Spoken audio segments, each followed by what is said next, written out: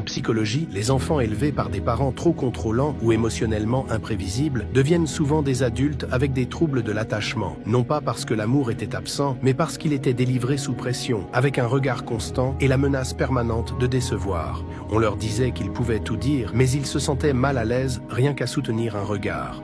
Ils restaient enfermés dans leur chambre en permanence, non pas pour s'isoler, mais pour pouvoir être eux-mêmes sans avoir à se justifier. Ils ont appris que l'honnêteté entraînait des réactions excessives et que la paix venait en prétendant que tout allait bien. Alors maintenant, ils mentent sur des détails, où ils sont allés, à qui ils ont écrit, ce qui leur tient à cœur, non pas parce qu'ils sont manipulateurs, mais parce qu'être sincère n'a jamais été une option sécurisante. Ils ne partagent rien, ni leurs idées, ni leurs douleurs, ni leurs projets, non pas parce qu'ils fuient les liens, mais parce qu'ils savent déjà ce que ça fait d'être incompris dans sa propre maison. Et aujourd'hui, garder les autres à distance semble moins risqué que d'être à nouveau mal interprété. Ce comportement est lié à ce qu'on appelle l'attachement anxieux évitant, un schéma de réponse où l'enfant apprend que la vulnérabilité provoque de l'inconfort et s'adapte en se retirant émotionnellement, en cachant sa vérité ou en dissimulant des parties de lui-même pour se protéger. Guérir, c'est désapprendre l'idée que la discrétion est la seule sécurité. C'est apprendre à s'exprimer sans anticiper le rejet, à demander sans craindre l'interrogatoire, à ressentir sans s'excuser. Suis-nous.